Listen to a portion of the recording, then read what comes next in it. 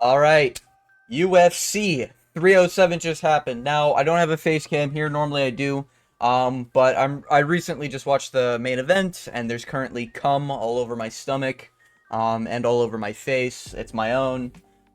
It was a really good main event fight. Loved every second of it, even though Khalil lasted a lot longer than I thought. I thought it was a great showcase of warriors. Thank fuck we didn't have just 25 minutes of laying on someone.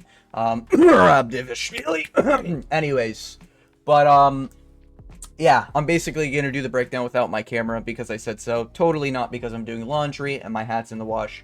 Yeah, that's not why. Anyways, getting into the fights. Court McGee versus Tim Means. Not gonna lie, I was busy playing Black Ops Zombies, doing an Easter egg on a map, and I totally forgot it started this early. However, I picked Court McGee. Not in the video, I put it in the description because it wasn't there earlier. But, yeah, Court McGee got it done. I just thought he was going to get it done.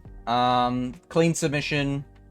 And, yeah, not really much to say. I mean, he got submitted in round 1. But, moving on, Carlos Barza, Tisha Pennington. I was right, Tisha Pennington won. You know, the Lego studs, they came through. So, that's what, 2 and I think I went 9-2 on the whole card. I did very well this card. I don't bet, I don't gamble, little preface thing. I don't recommend you bet or gamble, it ruins lives, but you're free to do whatever you want. I'm sure you're all adults and not children. Anyways, yeah, so, yeah, Carlos Barza, Tisha Pennington, 50-50, Tisha Pennington won. I picked it. Moving on, we got Ryan Spann versus Ovince St. Peru. Rocked Ovince St. Peru, then went straight into a guillotine, or I think some people are calling it necktie, whatever. Don't give a fuck. Ryan Spann wins. Impressive win. If OSP didn't almost have 20 losses and he wasn't 49 years old. But it is what it is. Congratulations, Ryan Spann. Now we actually might have a contender. However, I'm sensing he's still inconsistent because he just keeps on yapping about how consistent he is and his potential and all this other garbage that Joe Rogan was spouting. But it is what it is. Moving on, we got the prelims. Cesar Almeida versus Eor Pateria. I was thinking Cesar was going to get a KO here, especially at elevation with Eor Pateria. But, not going to lie, Cesar was cheating almost the whole fight. Eye pokes, nut shots, and the ref didn't even call it. Also, every time Eor was hugging Cesar for like a second, the ref just cut him up. Just saying, in Salt Lake City, if Merab was the main event against O'Malley, O'Malley wins that 10 out of 10 times. If it's in Salt Lake City, just saying. But, yeah, great win from Cesar Almeida. A little bit of a fraud checking, I think. Cesar Almeida seems to not do well with people who want to strike with him in the first round. I think that's what we learned with Cesar Almeida. So, like a Fluffy Hernandez, I'm thinking would probably fraud check Cesar Almeida. Like a Roman Delidze, like a, you know, people like that aren't really that good after the first round, but are pretty decent in the first round. I would say counter Caesar pretty well. Moving on, Austin Hubbard, Alex Hernandez. I picked Hernandez. I will say this fight was really close. I think Austin Hubbard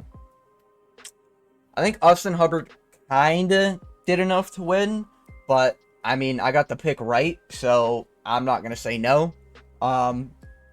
Yeah, I thought it was clear Hubbard round 1 and round 3, but you know, I guess they favored Alex Hernandez's pressure by a little bit more. That'd be my guess.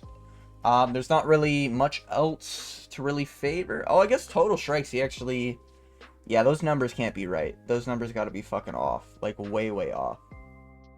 You're telling me this guy threw 191 significant strikes and 193? These numbers just feel fabricated. But yeah. Decent fight. I thought Austin Hubbard won, to be fair. But I got the pick right. Not gonna complain. Moving on, we have Marina Rodriguez, Lucindo. I'm pretty sure I picked Lucindo. I could be wrong. Either way, don't really care. Moving on, we got Stephen Thompson versus Joaquin Buckley. Now, I mainly did pick Stephen Wonderboy Thompson because, to be honest with you guys, if that went to decision, I know the judges were, like, high on smelling salts or something, and they had Joaquin Buckley up 2 rounds, I feel like Wonderboy would have won that decision. Just saying. Like an actual, like, you know, you're looking at the fight. I think Stephen Thompson was at least 1-1, and it was almost looking like a Wonderboy round until obviously he got caught by that nasty hook. Really sucks for Wonderboy, because I don't even think that's a result of him having not a great chin at being that age. I think that was just one of those strikes that, like, from Buckley, that hook against the cage, if you watch it, it was a pretty nasty KO. Only because it was literally like, Wonderboy had no way to roll with the strike, and Joaquin Buckley put everything he had, his big-ass bodybuilder weight, into that hook. I like Buckley, man. However, I think I'm sensing a little bit of... He's not really top 5 material. Just saying. Like, real quick, if we just look at the rankings, like, if we just look at the rankings here real quick, it's kind of obvious to me. Joaquin Buckley's just not there. Like, we're looking at welterweight, right? Oh yeah, Bilal's a champion. Keep forgetting. Yeah, like, I'm seeing, like, a Jeff Neal beats him, even though Jeff Neal hasn't had a good win in a while. Like, a Gilbert Burns, I think, definitely beats Joaquin. He probably beats Gary. Anyone beats Gary, including his wife. Moving on. Like, Sean Brady, I think, smokes. Why is Sean Brady so low? That's kind of crazy. I thought Sean Brady would have been at least, like, 3 or something. But, yeah, like, I think Sean Brady beats him. I think JDM beats him. I think Shavkat beats him. I think... I'd be interested in the Kamaru fight, because he did call it out, but I think even Leon might be able to beat him. You know, you can say I'm delusional. I'm just spitballing here, basically off the top of my head. Yeah, I'd be worried for a Buckley up in the rankings fight, just being honest. Now, Wonderboy is a different level when it comes to the feet, but outside of a perfect hook the way he landed, I don't think he was going to finish Wonderboy. Like, if Wonderboy was able to just get to space, I think he cruises to a decision in that fight. And even if the judges scored it for Joaquin, which I know they did, I don't think it was even close to being that. Even like Wonderboy was up in strikes total. I think almost every round, I could be wrong, I'd have to look at all the things, but I think Wonderboy was up in strikes in every round, and the takedowns kind of were there, but I guess knees to the thigh means something. So, alright then. But yeah, good fight. I was happy with this fight. I picked Wonderboy. Wonderboy couldn't get it done. Really sucks, because he was actually teeing the fuck off. This kind of means that Wonderboy has to retire. I think he does well in the lower rankings, but I just think, like, welterweight's, like, rough right now for strikers, you know? Like, okay, not Kevin Holland, that guy's shit. But, like, Luque's kind of strong. MVP would be a nice send-off, you know? And if we're looking outside the rankings, like, what's the safest fight he's got? Mike Malott, but he's a grappler. It's like, there's no... Wonderboy's kind of like a victim of his old era. There's no good fights for him anymore. There's no good, like, non-grapplers, only strikers that don't have powers, you know, that aren't over 40. It kind of sucks for Wonderboy. If I was him, I would retire while I'm at it, just to save brain damage, especially with the karate style. But I do think Wonderboy's still good, and it really does suck that he lost to Buckley. Is what it is. Not a bad loss to have to Buckley, but... I guess it's just the way he lost that's kind of bad. Like, he can't get another one of those KOs. Otherwise, it's like, permanent brain damage, 100% guaranteed. Moving on. Women's fight.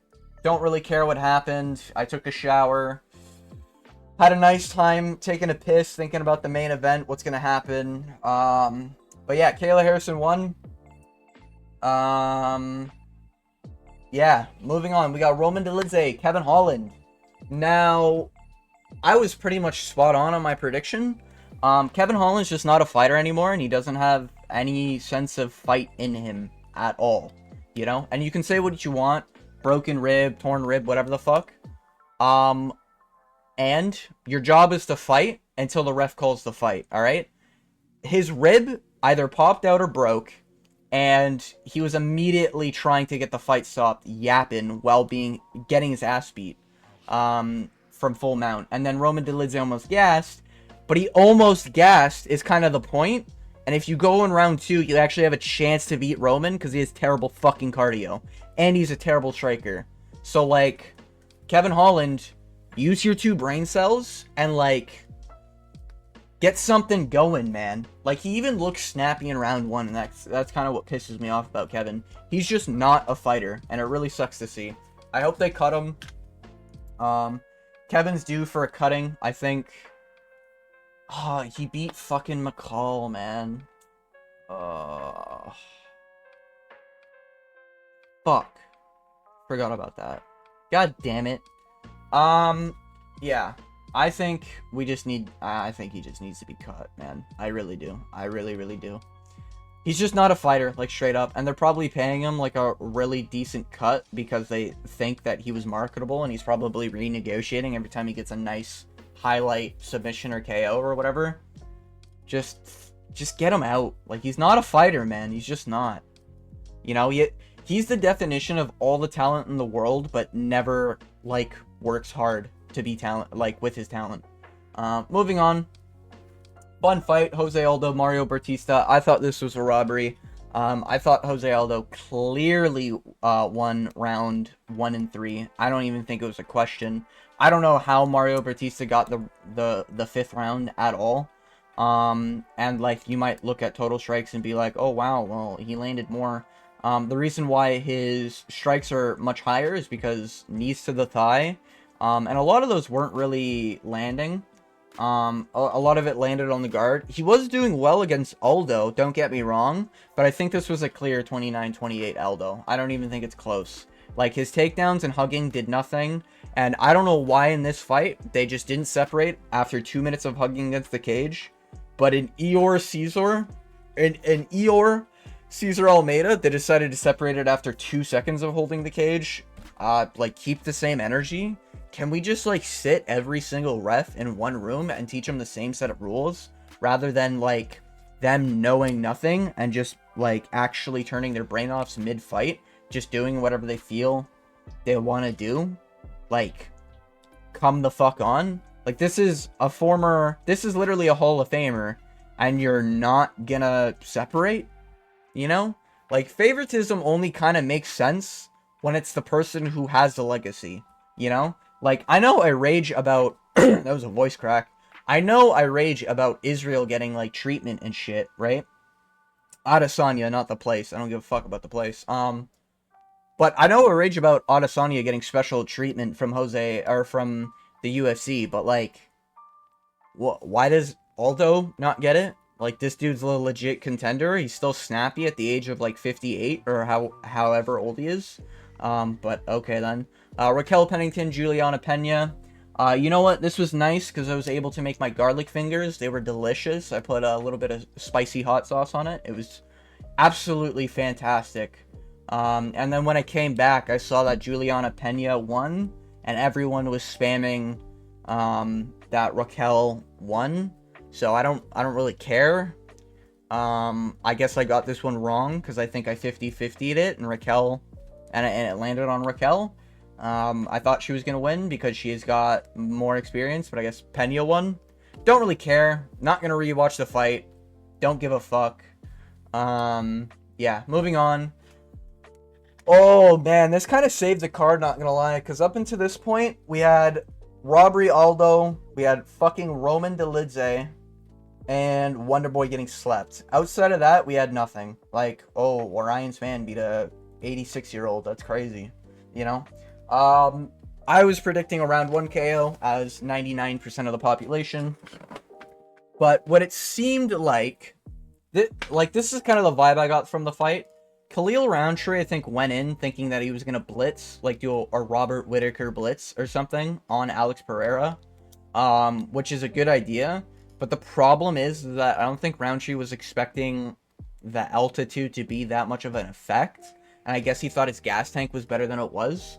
To be fair, Roundtree's not really... I don't think he's ever been to a 5-round fight. But, yeah, the problem here was that, like, Roundtree had no idea how to hold back, you know? And against a guy like Alex Pereira, you need to learn, like, when to go and when not to go. And Khalil Roundtree wanted to always go. You know, he was initiating first 2 rounds. He initiated almost every single striking. I don't know what to call it. He initiated every single. Yeah, he initiated every single strike, I guess, or like striking sequence. But typically it'd be like Roundtree swings, Alex Pereira counters, or he does nothing, and then Roundtree swings again. That's kind of like how round 1 and 2 went. Alex Pereira was doing some crazy stuff, trying to go for head kicks and shit. In my personal opinion, I don't think Alex Pereira should ever go for a head kick against a guy with a Muay Thai stance.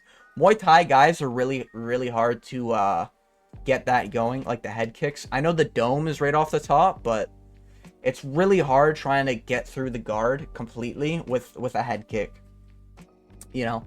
But I do think Alex Pereira started to realize, like, oh, I can just punch this guy and win in like round 3 and 4, and that's pretty much what he did. Definitely thought it was 2-2, but the thing was, man, round 1 and 2, Khalil was looking fresh, he was looking good, but he was putting 100% effort in every single thing he was doing, which is something they teach in Muay Thai, but this is MMA, it should be a little different. But when it came down to round 3, you just slowly saw Khalil just breaking. Like, he was getting tired, his kicks were sloppy, lazy. I was even texting my boys, I was like, yo, Khalil's broken. Like, this guy's fucked. And yeah, he was just getting sloppy, man. Getting really, really sloppy. Came in with the cut on his nose. Could this have gone different if he didn't have that cut on his nose? Probably not. That's something I guess you can mention. But round 4, Alex Pereira decided to just enter his flow state, and he's like, alright, he's dead. And he decided to just fucking tee off, you know?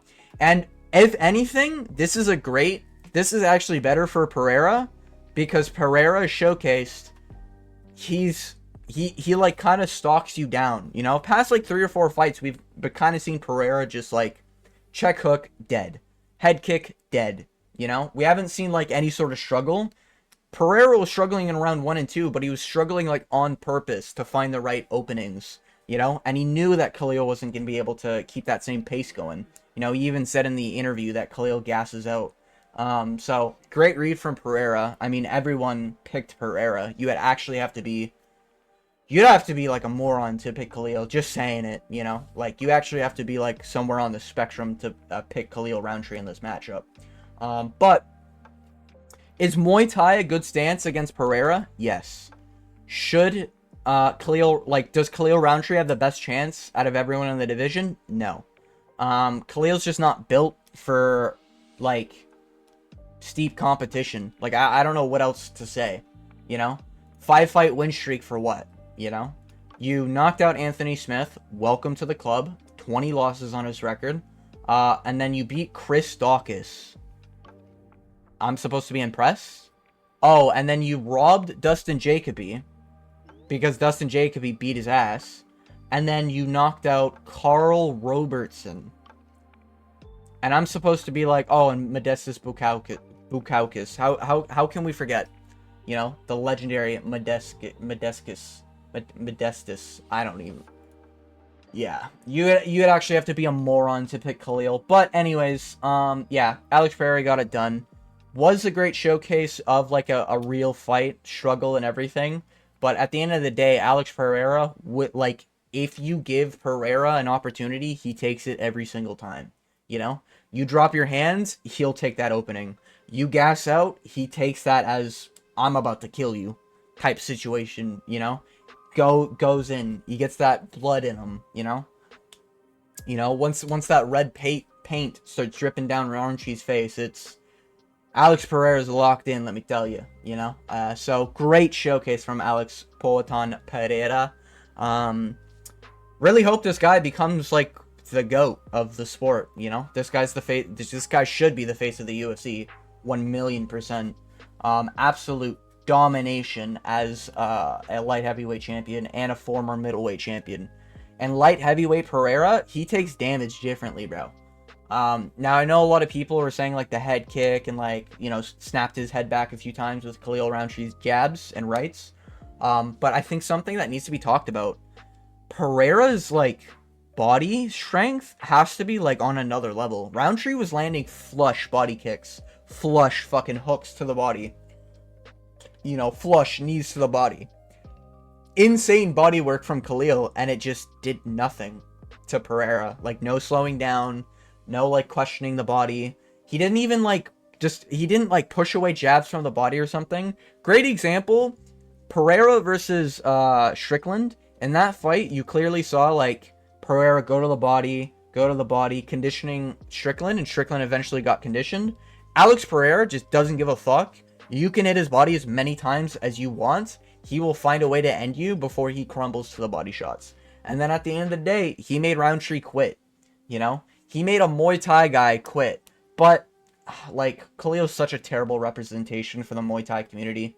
Khalil literally, like, sucks his thumb. He's gonna cry himself to sleep when he gets home. You know, he's gonna go on his cult Twitter page or whatever the fuck and then just rage that he was robbed or some shit, or that he broke his toe or some shit. But that's my personal take. You know, big crybaby Khalil. At least he had the decency to stand and bang. You know, not fake takedowns like Kevin Holland when he's like, oh yeah, I'm gonna stand with Wonder Boy, and then takes down Wonder Boy. Yeah, bro. Okay, good one. And he's not Merab Divishvili just trying to hug people against the fence and giving them a little kiss on their little forehead for absolutely no reason because he's secretly gay. But really happy that Alex got it done. Timeline back again corrected. Thank fuck. If Khalil Roundtree was the champion, not that I hate Khalil, but just the entertainment industry is just down in the UFC. Let me just tell you, you know. Alex Pereira could genuinely be the GOAT of the UFC. I think he should still stay at number 2. I don't think he's done enough to go above Islam. However, there's a good argument because Islam isn't active, and Alex Pereira has fought 4 times this year. Islam has fought once against Dustin Poirier. Just saying. Yeah, Alex Pereira did his job, showed his consistency, showed he can struggle, and showed that he will always find that finish. Shama. But yeah, that's pretty much my breakdown of UFC 307. Great card. Shit card. Great main event, and that's pretty much it. But yeah, made it to the end of the video. Want to thank you for watching, and as always, I hope you have a good day.